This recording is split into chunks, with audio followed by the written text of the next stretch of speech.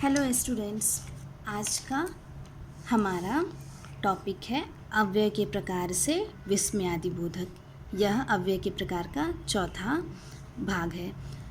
इसमें हम लोग जो है क्रिया विशेषण पढ़ चुके हैं, संबंध बोधक अव्यय किसे कहते हैं और समुच्चय बोधक अव्यय किसे कहते हैं, यह हम जान चुके हैं। आज हम विस्मयादिबोधक अव्यय के बारे में जानेंगे, जिसका पहचान चिन्ह यह है। इस पहचान चिन्ह के द्वारा हम शब्दों के विस्मयादिबोधक होने का ज्ञान प्राप्त कर सकते हैं। विस्मयादिबोधक क्या है? यह जो है विस्मय शब्द से बना हुआ है। तो विस्मय शब्द यानी कि आश्चर्य, परंतु विस्मय शब्दों की बहुत अधिक सूची है। इसमें बहुत सारे शब्द आते हैं जिससे कि हम अपने मन के भिन्न भिन्न भावों को प्रकट कर सकते हैं, और यह विस्मयादिबोधक चिन्ह कहलाते हैं या अव्यय कहलाते हैं। चिन्ह आपका यह है, और विस्मयादिबोधक शब्द जैसे कि हम बोलचाल की भाषा में हमेशा प्रयोग करते हैं, शाबाश, अच्छा, ओहो, अरे, यह जो शब्द हैं यह सभी क्या कहलाते हैं? विस्मयादिबोधक अव्यय कहलाते हैं। आइए इसे और अच्छे से समझते हैं। विस्मयादिबोधक अव्यय, इसकी परिभाषा है वे शब्द जो आश्चर्य, हर्ष, शोक, विस्मय, लज्जा, घृणा आदि का भाव प्रकट करते हैं, वे विस्मयादिबोधक अव्यय कहलाते हैं। कौन कौन से भाव? आश्चर्य के, हर्ष खुशी के, दुख के, और शर्म के, घृणा यानी नफ़रत आदि के जो भी भाव होते हैं हमारे मन के, उनको हम जिन शब्दों के माध्यम से व्यक्त करते हैं वह सभी विस्मयादिबोधक अव्यय कहलाते हैं। उदाहरण, आहा क्या मौसम है, या उफ़ कितनी गर्मी पड़ रही है, अरे आप आ गए। तो यहाँ पर यह जो आहा, उफ़, अरे शब्द है, यहाँ पर क्या होता है? विस्मयादिबोधक अव्यय शब्द इन्हें कहते हैं, जिनके बाद यह चिन्ह लगा हुआ है। कौन सा? यह विस्मयादिबोधक चिन्ह। इसे हम शब्द के बाद लगाते हैं। और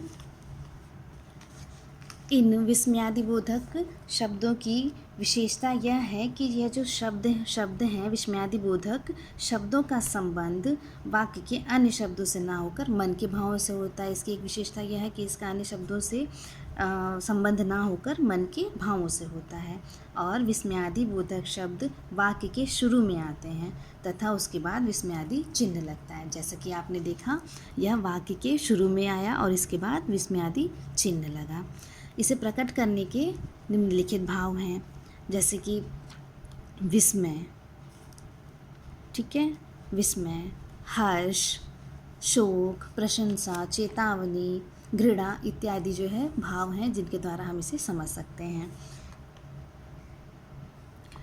जैसा कि उदाहरण में आपको दिखाई दे रहा है, विस्मय यानी कि आश्चर्य, विस्मय बोधक जो शब्द होते हैं वह है अरे ये तो कमाल ही हो गया, ठीक है, और क्या वह पास हो गया, यह आश्चर्य का भाव प्रकट कर रहे हैं, ठीक है।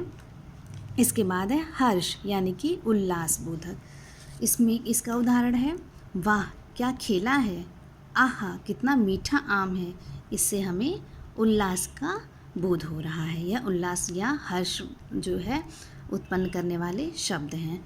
शोक अर्थात दुख या पीड़ा बोधक। तो यह जो शब्द हैं इनसे हम दुख या पीड़ा का भाव उत्पन्न करते हैं, जैसे कि हाय बेचारा घायल हो गया, बाप रे बाप इतना बड़ा जुल्म। तो इससे हम क्या जो है प्रकट करते हैं, इससे हम खेद या शोक, दुख, पीड़ा आदि इन सब शब्दों से हम प्रकट करते हैं। चौथा भाव क्या है? प्रशंसा बोधक। प्रशंसा यानी कि किसी की प्रशंसा करना, अर्थात शाबाश तुमने तो कमाल कर दिया, या फिर खूब तुमने सुंदर चित्र बनाया। तो यहाँ पे हम सामने वाले व्यक्ति की जो है प्रशंसा कर रहे हैं। तो इस प्रकार के जो शब्द होते हैं वह जो है हमारे प्रशंसा बोधक शब्द कहलाते हैं। चेतावनी सूचक, इसमें क्या होता है कि कुछ शब्दों के द्वारा हम सामने वाले को चेतावनी देते हैं, अर्थात कि सावधान आगे गड्ढा है, या फिर हटो सामने से कार आ रही है। तो यह जो सावधान, हटो, यह सभी क्या सूचित करते हैं? यह सभी चेतावनी सूचक शब्द हैं, ठीक है। और हमारा यह है घृणा सूचक, ठीक है। तो घृणा सूचक में क्या है? घृणा सूचक शब्द क्या होते हैं? जैसे कि छी कितनी बदबू है, और धत ऐसा मत बोलो। तो यह जो शब्द है यह हमें घृणा को व्यक्त करने के शब्द का बोध कराते हैं। ठीक है, तो यह जो है हमारे जो है प्रकट करने वाले भाव कौन कौन से हैं? विस्मय, हर्ष, शोक, प्रशंसा, चेतावनी, घृणा आदि से हम अपने मन के भावों को प्रकट करते हैं। इन सभी में विशेष बात यह है कि विस्मयादि बोधक अव्यय होते हैं, किंतु कभी कभी विकारी शब्दों का भी विस्मयादि बोधक जो हम विकारी शब्दों का प्रयोग करते हैं वो भी विस्मयादि बोधक के रूप में होता है। जैसे कि हम लोग कभी कभी प्रयोग करते हैं तो बोलते हैं कि जो है शिव शिव यह क्या कर रहे हो, यह भी हमारा विस्मयादि बोधक जो है रूप कहलाता है। ठीक है, या फिर अच्छा तो यह करामात आपकी है, तो यह अच्छा, क्या, अब और बाप रे बाप, वाह वाह, यह सभी हमारे कौन से चिन्ह हैं? विस्मयादि बोधक चिन्ह हैं। अविकारी शब्द के बारे में हम लोगों ने क्या समझा? हम लोगों ने अविकारी शब्द से समझा कि जिन शब्दों में कारक, लिंग तथा वचन आदि लगने पर कोई परिवर्तन नहीं होता उस वही अव्यय कहलाता है। अव्यय के कितने प्रकार होते हैं? अव्यय के 4 प्रकार होते हैं: क्रिया विशेषण, संबंध बोधक, समुच्चय बोधक और विस्मयादि बोधक। तो जो क्रिया की विशेषता बताते हैं वह जो है क्रिया विशेषण हैं। उसके बाद जो है आपका वे शब्द जो मन के हर्ष, घृणा, आश्चर्य आदि भाव प्रकट करते हैं वह विस्मयादि बोधक शब्द कहलाते हैं। विस्मयादि बोधक शब्दों का प्रयोग हम सदैव जो है वाक्यों के प्रारंभ में करते हैं और उनके साथ हम चिन्ह का प्रयोग करते हैं। विस्मयादि बोधक शब्दों का वाक्य के अन्य शब्दों से कोई संबंध नहीं होता है, वह शब्द के आगे लगते हैं, परंतु जो वाक्य हम बोलते हैं उससे ज़्यादा संबंध उसका नहीं होता है।